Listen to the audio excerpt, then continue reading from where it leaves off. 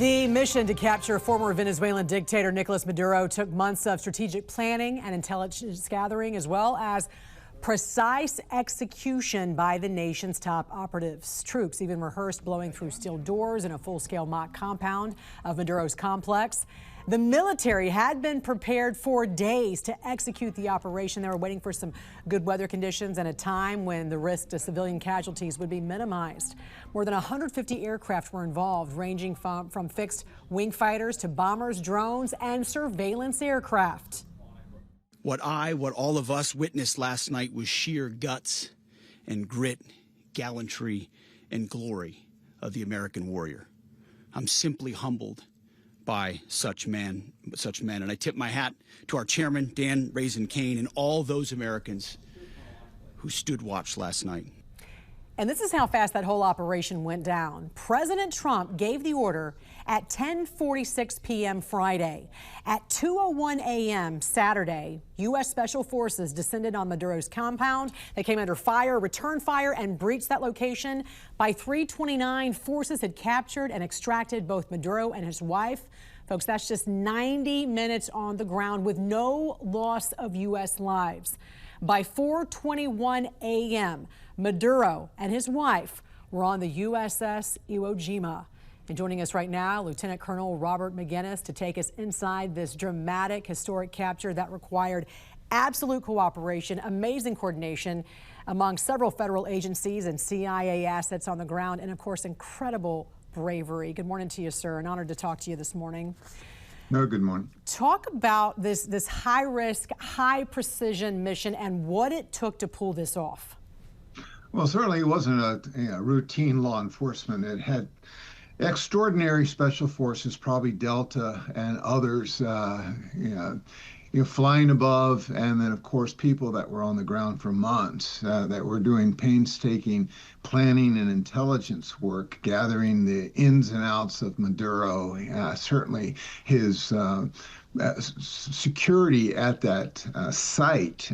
You mentioned the steel doors. They went in prepared to blast through a multi-inch steel door. Obviously, that wasn't necessary, but the synchronization, the precision, neutralizing air defenses, they went in, certainly, removing the Cuban intelligence officials guarding Maduro. All of this was evidence of not only a phenomenal effort, but one that appears with very few incidents to have been pulled off in a phenomenal way. So enormous legal issues may approach the administration as they move forward, but we have great reason to be proud of our men and women of the armed forces today. And talk about why this was so important to do now.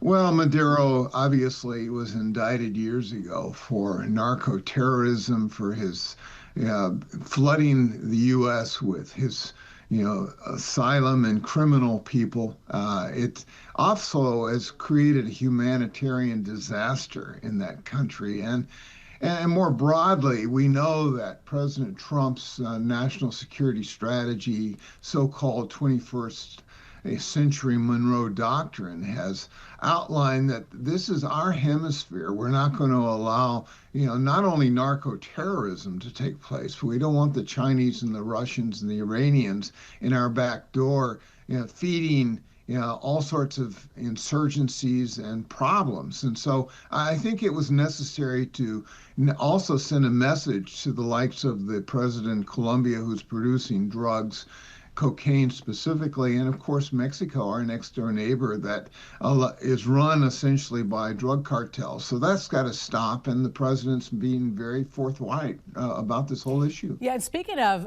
these messages, I mean, it also states that impunity is not guaranteed. Talk a little bit about that.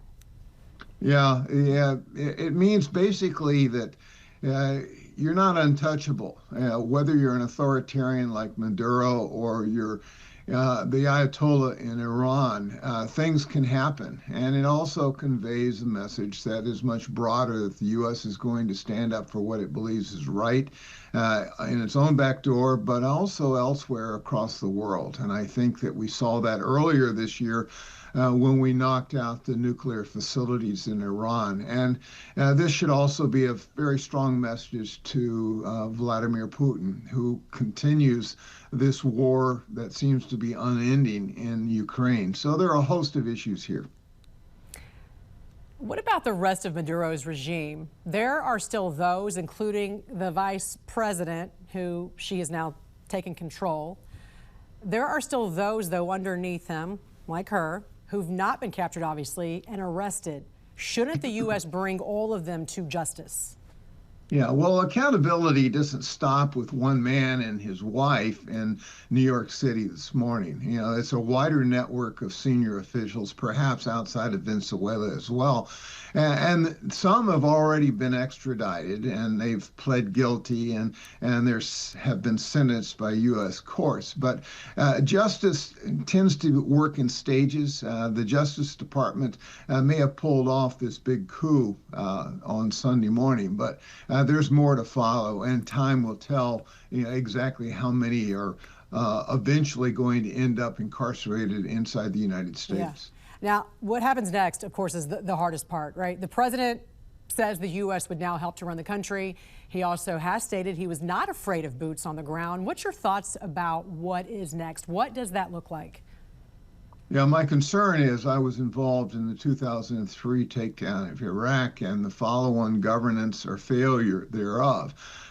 So I hope we've learned from the mistakes by Paul Bremer in Baghdad and don't just willy-nilly disband the armed forces or do away with some of their infrastructure. We need to maintain that which will support us. And you mentioned the Venezuelan current president, whether she and her cabinet will cooperate with the Trump administration is critical.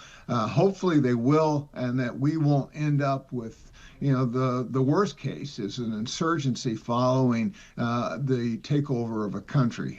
We want them to have a peaceful transition. We want them to enjoy prosperity. They are sitting on the world's largest collection of oil, and so they need to enjoy the 21st century in a very different way than they have over the last few decades.